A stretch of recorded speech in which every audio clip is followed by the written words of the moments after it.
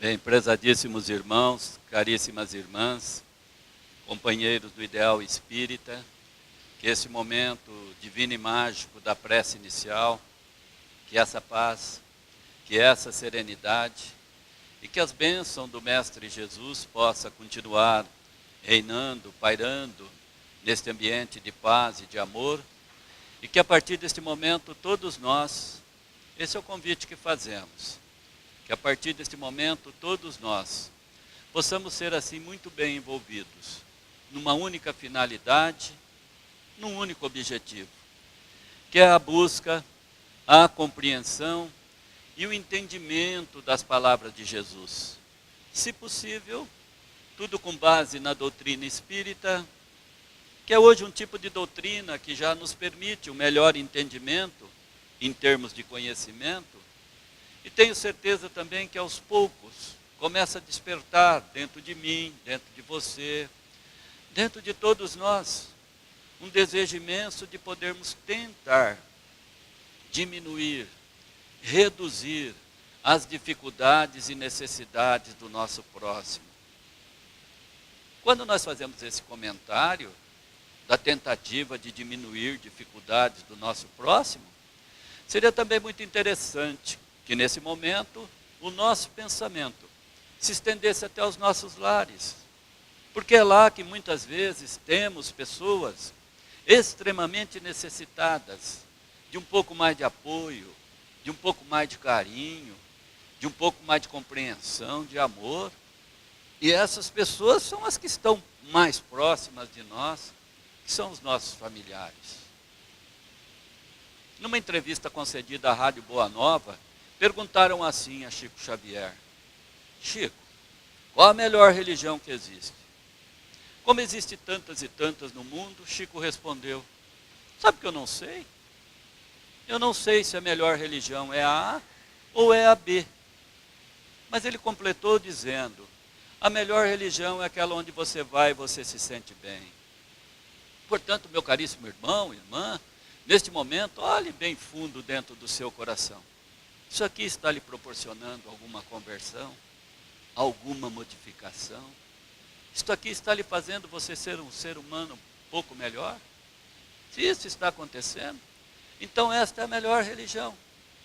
Porque Chico finalizou dizendo: eu vou ficar com a doutrina espírita, que Allan Kardec usou como base do seu evangelho. Fora da caridade, não há salvação. Nós deveríamos refletir muito sobre isso. É uma verdade, é uma realidade. Fora do amor e da caridade, principalmente daqueles que vivem ao nosso redor, jamais haverá salvação.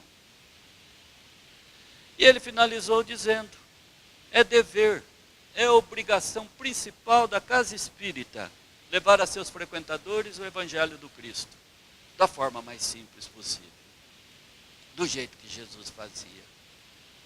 E seguindo essa recomendação de Chico Xavier, nós fomos até o capítulo 11 do Evangelho segundo o Espiritismo, também no Evangelho de Mateus 13 e 14, onde tem essa passagem: a fé remove montanhas. Nós vamos tentar fazer um trabalho bem simples, com palavras de fácil assimilação, para ver se conseguimos entender, compreender o que é que realmente Jesus quis dizer. Nós vamos dividir em 3 partes. Primeiro, nós vamos até lá onde tudo isso aconteceu, em pensamento, ficar do ladinho de Jesus. Depois nós vamos até o Aurélio, ao dicionário, porque naqueles tempos Jesus falava no antigo aramaico, num sentido muito figurativo. Naqueles tempos eram várias etnias, várias tribos, vários idiomas, pessoas de localidades diferentes. Jesus tinha enorme dificuldade de fazer as pessoas entenderem o que ele queria falar, o que ele queria dizer, como temos até hoje. E depois nós vamos até algumas obras de Allan Kardec e Chico Xavier, que esses daí que melhor interpretaram esse Evangelho de Jesus. Vamos lá então? Convite a todos para fazermos uma pequena viagem no tempo. Não muito, hein? Menos de 2000 anos. Vamos até o ano 30 da era cristã. Jesus, com a morte de seu primo João Batista, ele deixa sua mãe Maria de Nazaré, e deixa também a aldeia de Nazaré. E vai para uma região muito bonita, que se chama Galiléia. Lá naqueles tempos era 5 vilarejos povoados de pessoas muito simples, humildes, pescadores. Jesus se deu muito bem ali. Foi até Cafarnaum, conheceu André, conheceu Pedro, pescador, conheceu também Tiago menor, e João ainda menino, 21 anos. Esse foi o primeiro time de Jesus. Seriam 12, mas esses 4 aí estariam mais presentes nesse primeiro ano de evangelização. Jesus tinha um hábito de 2 ou 3 vezes por semana. Ele se levantava bem cedinho, de madrugada, e se dirigia até o monte, a montanha que tem ao norte do lago. Ali Jesus ficava orando, rezando, meditando, refletindo, e se elevava cada vez mais o nível espiritual do Cristo. Porque a montanha é um local de muita paz, a montanha é um local de muita energia, a montanha é um local muito procurado pelos bons espíritos. Aliás, desse hábito de Jesus, tem alguns autores aí, alguns espíritos, na doutrina espírita, de livros, que também nos recomendam a fazer o mesmo que Jesus fazia. Ou seja, existe uma recomendação para que no primeiro minuto da manhã, quando acordamos, mas tem que ser no primeiro minuto da manhã. Não importa o local, não, sabe? Pode ser na penumbra do quarto, na sacada do apartamento, ou no fundo do quintal. Mas há uma recomendação para que nós também fizéssemos uma oração. Mas essa oração, ela tem que atingir o fundo do nosso coração. Porque é o momento de nós fazermos uma avaliação de dentro, como estão os nossos pensamentos, como estão as nossas emoções, como estão os nossos sentimentos. O que é que impede de nós sermos felizes? O que é que está travancando? Onde está o ponto de sofrimento? O que é que podemos fazer para ter uma vida melhor? Nós somos os verdadeiros autores do livro da nossa vida. Os que vivem ao nosso redor são coadjuvantes, são personagens. Mas quem escreve o livro da nossa existência somos nós mesmos. E eles também ainda acrescentam que nós, sem ir para o lado do autoajuda, deveríamos também, um pensamento extremamente positivo, desejar a nós mesmos um excelente dia de trabalho, bom relacionamento, boas amizades e também prosperidade, por que não? Dizem eles que quem conseguir se assimilar com esse hábito pelo prazo mínimo de 6 meses, começa a sentir uma enorme transformação na sua vida, para melhor. Quando Jesus desce o monte, nesse dia, já era mais ou menos esse horário, do jeito que estamos aqui hoje. E quando Jesus chega na casa de Pedro, ele percebe que em frente tinha um grupo de pessoas. E naquele grupo de pessoas, um senhor se ajoelha e diz: Mestre, cure meu filho. Meu filho anda num estado lunático. Ele dá cabeçada na parede, se joga no chão, se joga na água. Mestre, eu não sei o que fazer mais. Não sei. Quando aquele senhor, ele diz a Jesus: meu filho anda num estado lunático. Vou traduzir isso daí. Estado lunático quer dizer que aquele menino encontrava-se completamente obsidiado. Aquele menino encontrava-se completamente influenciado por entidades inferiores da sombra do plano espiritual. Para entender melhor, eu sou novato de doutrina espírita, mas em 1996, o dirigente da casa que eu trabalho, ele me convidou num sábado à tarde para irmos até uma favela que tinha, que voltou agora, aqui na vicinal de Schmidt, que se chamava Brejo Alegre. Nós fomos lá, um sábado à tarde, quando adentramos a casa de uma senhora, uma favela, ela disse assim para o dirigente: Seu Francisco, cure a minha filha. Olha, ela usou as mesmas palavras que aquele homem usou na frente de Jesus no ano 30 da era cristã. Aquela mulher disse assim: minha filha faz 2 dias que está debaixo da cama, não quer se levantar nem para tomar banho, nem para comer, nem para fazer nada. Ela usou as outras palavras também: eu não sei o que fazer. Não sei o que fazer com isso. Ele pediu que nós afastássemos a cama e deu para perceber os olhos tristonhos de uma menina adolescente. Pediu que ficássemos numa posição de passista, igual fica na sala de passe. Ele começou a doutrinar os espíritos que influenciavam aquela menina. Em poucos segundos ela abriu os olhos e disse assim para a mãe: mamãe, eu estou com fome, eu quero alguma coisa para comer, eu quero tomar um banho. Eu, completamente advindo da Igreja Católica, como poderia entender o que estava acontecendo ali? Para mim, um fato completamente diferenciado, não tinha conhecimento. Eu entendi como sendo um milagre. Eu estou contando isso para vocês, para que nós possamos entender se, em pleno século que nós vivemos, pessoas com conhecimento de causa, com um pouco mais de praticidade, e um nível espiritual um pouco mais elevado, tem condições de realizar esse trabalho na época que nós vivemos. Imagine isso para Jesus. Jesus não teve dificuldade nenhuma. Café com leite, mamão com açúcar. Em poucos segundos ele também doutrinou os espíritos que influenciavam aquele menino. O menino se levanta, começa a sorrir, abraça o pai. E o pai, feliz da vida, abraça o filho. Os dois agradecem a Jesus e vão embora, felizes da vida, curados os dois. Aquela multidão, aquelas pessoas que se encontravam ali, da mesma maneira que eu, nessa época, eles naquela época, também não entenderam o que aconteceu. E registraram, Mateus registrou no seu evangelho, como sendo um verdadeiro milagre de Jesus.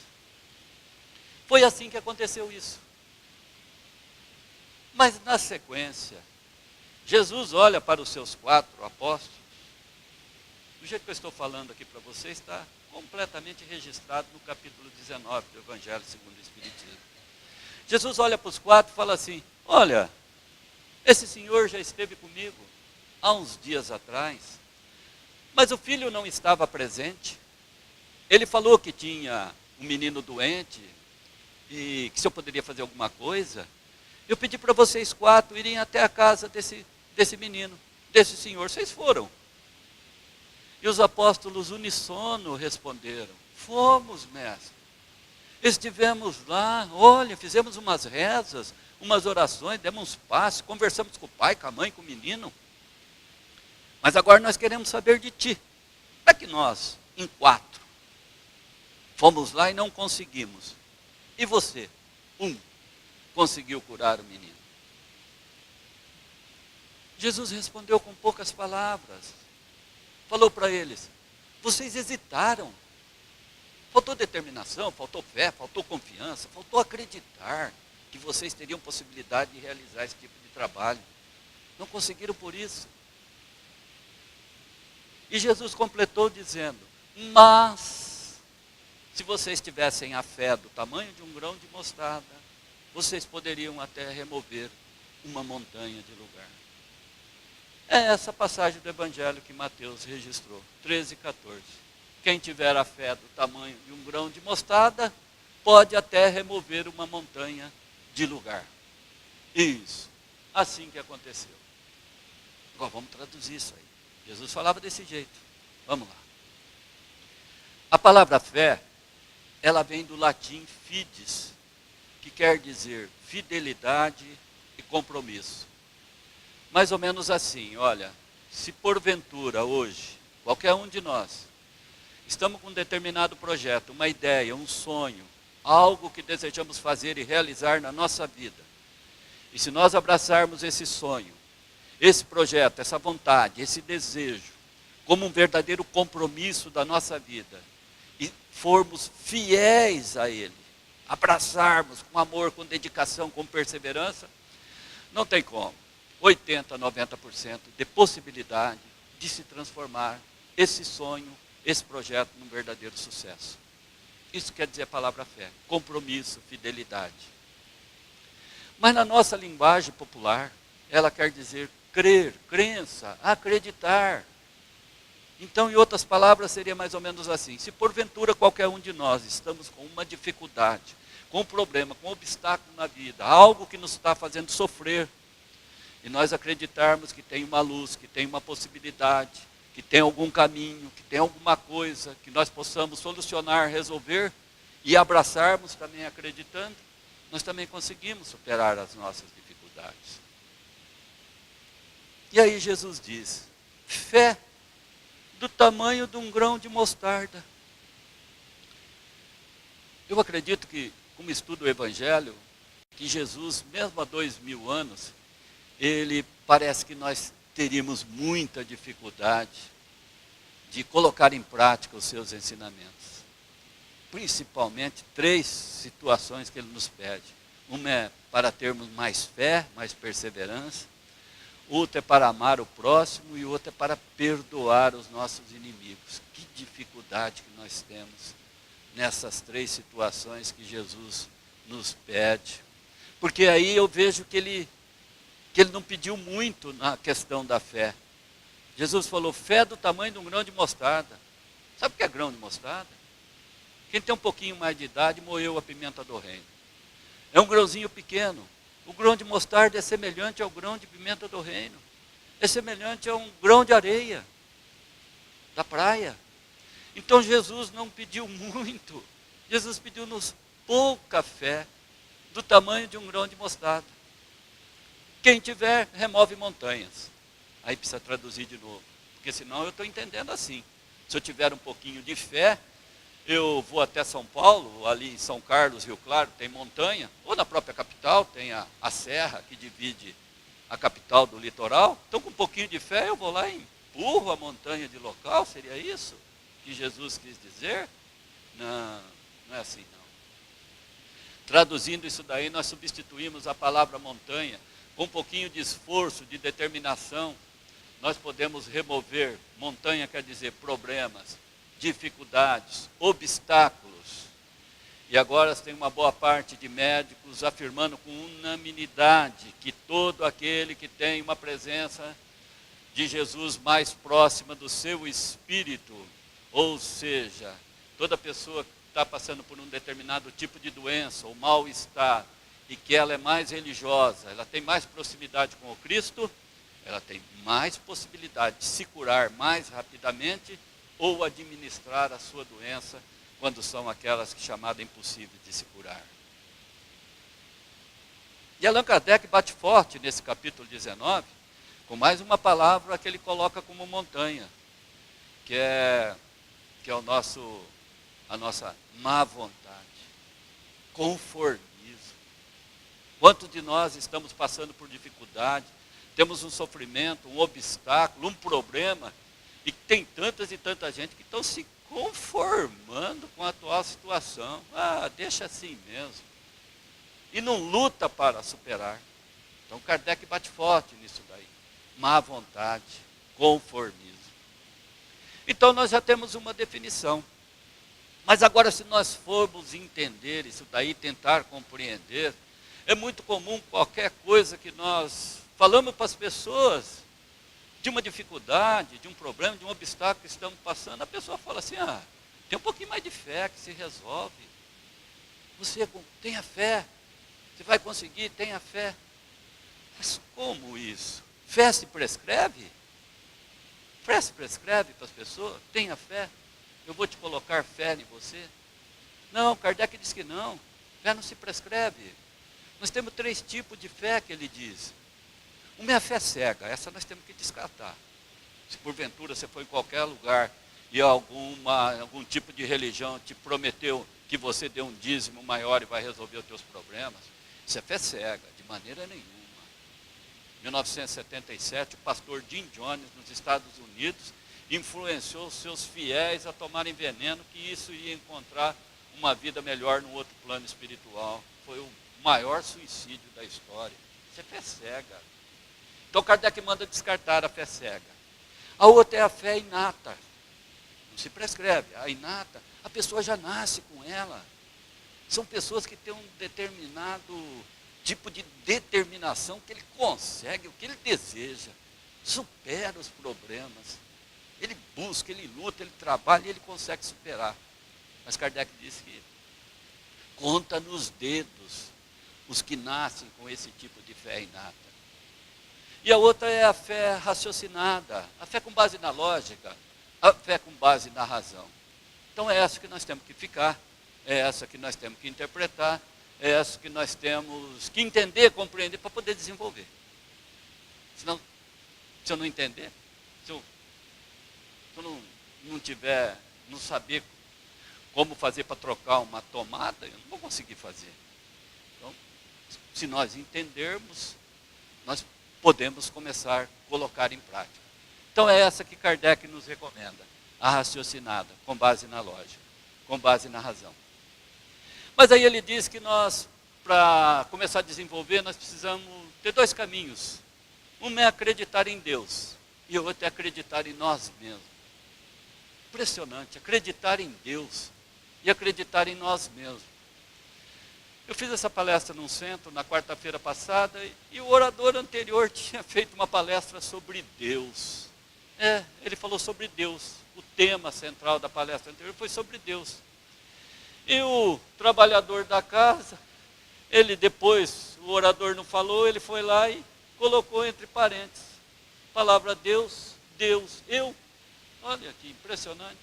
Não conhecia, nos meus 20 anos de doutrina espírita, nunca tinha observado isso daí. Mas ele colocou entre parênteses, Deus, eu. Então nós temos uma imagem de que Deus é uma mítica, um mito, que todos nós trazemos de gerações em gerações, de que Deus é um velhinho muito bem vestido, de barba branca, de cabelo branco, com cajado na mão, sentadinho num canto do universo, vendo o que fazemos de errado, o que fazemos de certo.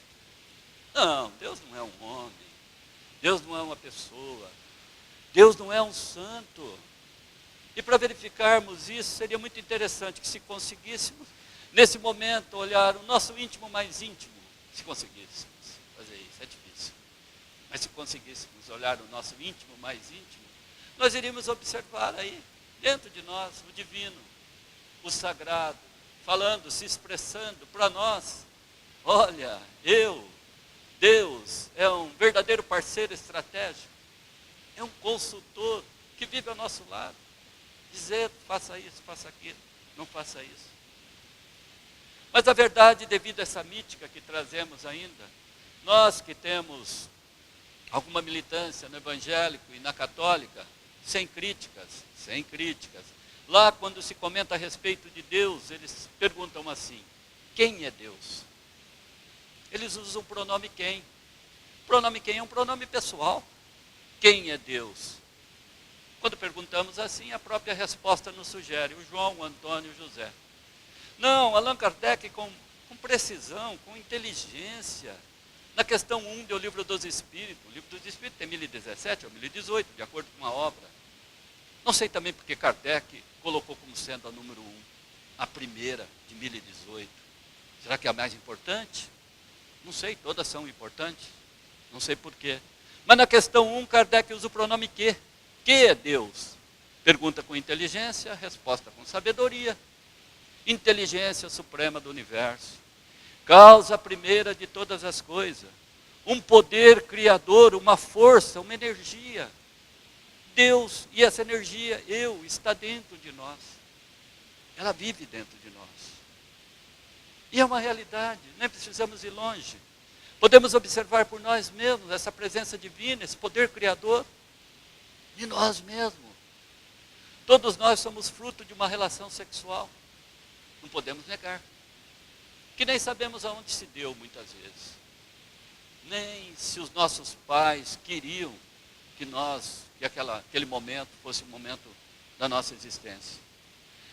Só para ter uma ideia, uma relação sexual são milhões e milhões de espermatozoides que tentam atravessar e chegar até o útero feminino. Numa linguagem bem simples, sabe? Isso tem explicações muito técnicas, mas uma bem simples para que possamos entender. Desses milhões e milhões de espermatozoides, eles tentam, mas uma hora ou outra um consegue passar, Um consegue. E quando ele passa, ele acasala com o óvulo feminino. Só para vocês terem ideia, o espermatozoide é um pingo d'água, igual um grão de areia, igual um grão de mostarda. Pequeno, pequeno. Quando esse pingo d'água se junta com outro pingo d'água do óvulo feminino, dá-se o que eles chamam de concepção, fecundação. Dá para você imaginar isso? Nós somos fruto disso daí. Nós nascemos da junção de dois pingos d'água. Olha esse poder criador. Olha essa questão número 1 de Kardec, a resposta dos espíritos. Uma força, uma energia. Passado 9 meses, mais uma nova existência. E outro poder criador, porque isso é corpo físico, cabeça, tronco, braços, pernas, isso é corpo físico. Isso, quando nós desencarnamos, volta para a Terra para dar sequência às leis da natureza. Mas nesse momento da concepção, questão 23 do Livro dos Espíritos, em combinação com a 76, o que é espírito? Princípio inteligente da vida. Então isso que nos faz pensar, raciocinar, tomar decisões para sermos mais fortes, naquele momento ele acopla também. E daí 9 meses nós temos mais uma nova existência. E até 18 anos esses órgãos vão crescendo proporcionalmente. Dá para imaginar agora a presença de Deus? Dá para imaginar que nós fazemos parte disso daí? Nós, esse poder está dentro de nós. Bom, vamos por histórias. Nós fizemos essa palestra no Francisco de Assis, e quando terminamos, um senhor abeirou-se de nós e falou assim, olha, eu trabalho numa associação antialcoólica e o próximo sábado vai ser um dia que muitos vão ocupar a tribuna para fazer o juramento. Você faz a palestra lá? Estou indo, vamos lá. Ficamos por último e ficamos assistindo. Um grupo de 30 pessoas que há 6 meses antes começaram a fazer um trabalho de recuperação do vício, da bebida, do álcool, da droga, do tóxico. E nós começamos a assistir o depoimento deles. Uma coisa muito bonita, interessante. Imagine a felicidade de uma mãe quando vê o filho deixar o vício da droga. Dá para você imaginar? A felicidade da mãe, do pai. Dá para você imaginar a felicidade da esposa quando o marido ocupa a tribuna e fala, eu deixei de beber. Aquele que tinha o vício acentuado da bebida. É uma coisa linda, maravilhosa, divina. E nós ficamos assistindo, mas dos 30, só 15 ocuparam a tribuna. Agora eu pergunto, qual a diferença dos 15 que deixaram o vício e dos 15 que não deixaram? Ora, diferença de poder aquisitivo? Diferença de beleza? Condição física? Não. Perseverança, determinação, vontade. Eles realmente colocaram na sua mente aquilo lá, o compromisso, a fidelidade de realmente deixar o vício da bebida. Esses se esforçaram. Esses conseguiram devido à vontade, à determinação, à perseverança. A vontade realmente. Quando Jesus, uma vez ele deixou a região da Galileia, em direção até Jerusalém, uns 15 quilômetros antes de Jerusalém, existe uma cidade que se chama Jericó. Naqueles tempos, essa cidade era totalmente murada, uma espécie de um condomínio porque abrigava as pessoas mais ricas daquela região. Quando Jesus entra, ele começa a pregar de noite na praça da cidade. Nessa cidade existia um sujeito chamado Zaqueu. Zaqueu era um cobrador de impostos. Zaqueu recebia ordens de Roma para cobrar 50 denários de cada habitante da cidade.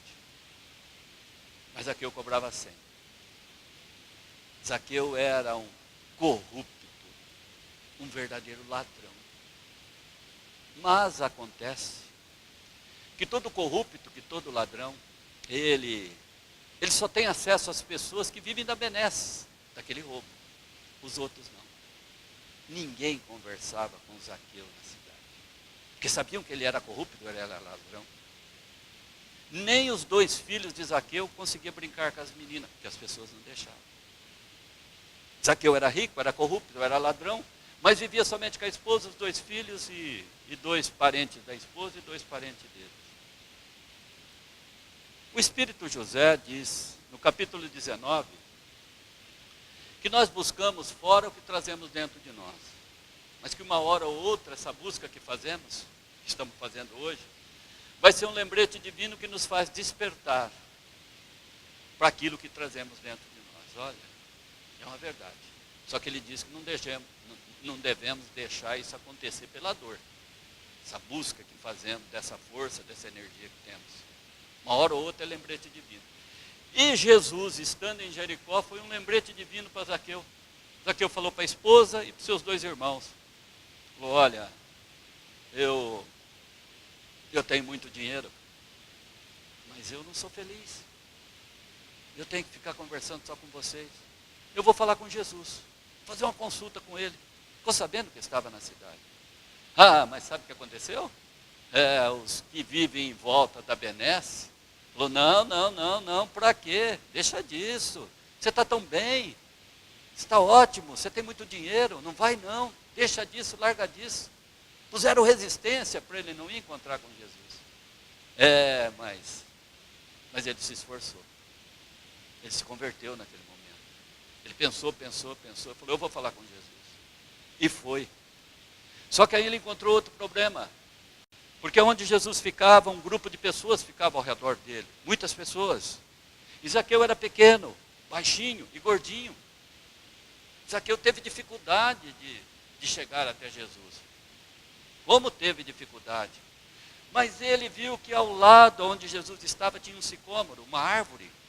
E ele com muita dificuldade, mas com muita mesmo, conseguiu subir e atingiu um determinado limite que o pescoço dele passou por cima da multidão. Jesus olhou, viu e falou, Zaqueu, pode descer. Ainda esta noite estarei na sua casa, jantando com você e com a sua família. E Jesus foi. E Zaqueu se converteu. Ele falou assim, ainda hoje, eu vou reverter a todos aqueles que eu prejudiquei de uma maneira quadruplicada. Vou devolver em dobro para eles. Jesus, no outro dia de manhã, ele deixa a cidade de Jericó. E na porta da cidade de Jericó existia um cego chamado Bartimeu, filho de Alfeu. Bartimeu era cego, mas não era surdo. Quando Jesus está deixando a cidade, uma multidão, ele ouve o barulho e pergunta para os seus amigos, o que é que está acontecendo aqui? E os amigos dizem, é Jesus, o Nazareno. Ele tinha ouvido falar de Jesus. E quando ele ouve falar que era Jesus, ele começa a gritar, Jesus, filho de Davi, tende piedade de mim. Mas aí ele encontrou resistência. Porque aquelas pessoas, os amigos deles, que viviam da benesse também, começa a dizer para Bartimeu, olha, você tem o melhor ponto de esmola que existe aqui em Jerusalém, que é na porta da cidade de Jericó, só pessoas ricas, para com isso, fica quieto, deixa ele embora. Mas Bartimeu não aceitou não, ele gritou mais forte, Jesus, filho de Davi, tende piedade de mim.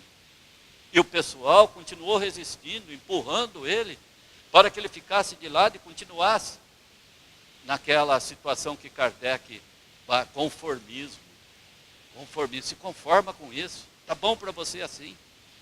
Mas ele gritou pela terceira vez e ainda um pouco mais alto, Jesus, filho de Davi, tende piedade de mim.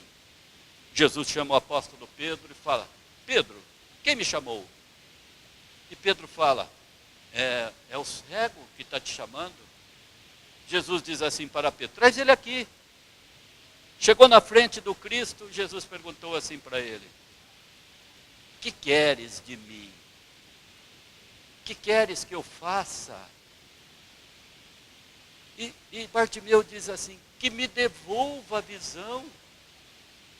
Quando Bartimeu fala assim, que me devolva a visão, o estudo profundo do Evangelho nos leva a entender que Bartimeu não nasceu cego, ficou cego. Quantos de nós estamos com cegueira espiritual, hein? Talvez não estamos cegos fisicamente, Mas quando ficamos irritados, agressivos, isso é cegueira espiritual. Quando não compreendemos as dificuldades, os problemas daqueles que vivem ao nosso redor, isso é cegueira espiritual. Quando deixamos cair, baixar por completo o nosso nível de fé, substituindo a palavra desistir pela palavra resistir, isso é cegueira espiritual. Quando deixamos o nosso pensamento, quando deixamos as influências negativas das sombras persistir no nosso pensamento por mais de meio minuto, lembre-se disso, hein? Não devemos deixar a influência negativa persistir no nosso pensamento por mais de meio minuto. Isso é cegueira espiritual. Então Jesus fala assim para Bartimeu: tudo bem, olha, você vai ser curado, mas tome cuidado, não peques mais.